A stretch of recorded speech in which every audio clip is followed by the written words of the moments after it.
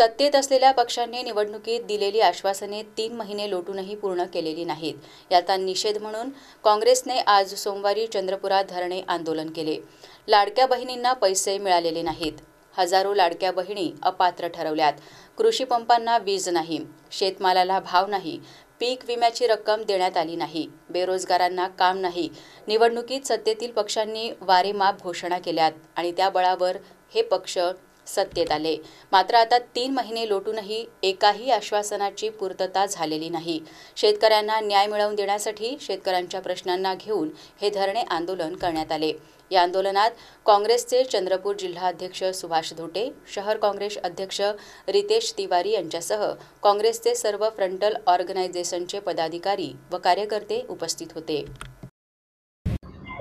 धरणे आंदोलन घेण्याचा एकमेव उद्देश असा आहे की हे जे सरकार आहे महायुतीचं, जे लोकांना ठगून, लोकांना खोटे आमिष दाखवून या निवडणूक ही तर जिंकली त्यांनी, परंतु ज्या निवडणुकी जिंकल्यानंतर जो शेतकऱ्याचा विषय असो, शेतमजुराचा विषय असो, विद्यार्थ्याचा असो, लाडक्या बहिणीचा विषय असो, ज्या गोष्टीच्या बद्दल त्यांनी जे मोठे मोठे आश्वासन दिले होते, आज 3 महिने झाले कुठलेही आश्वासन पूर्ण करू शकलं नाही। महिला रस्त्यावर आल्या, लाडक्या बहिणी रस्त्यावर आल्या, संजय गांधी योजनेचे पेन्शन बंद झालं, लाडक्या बहिणीला योजणारे पेन्शन जे होतं ते पण मिळून राहिलेलं नाही आहे।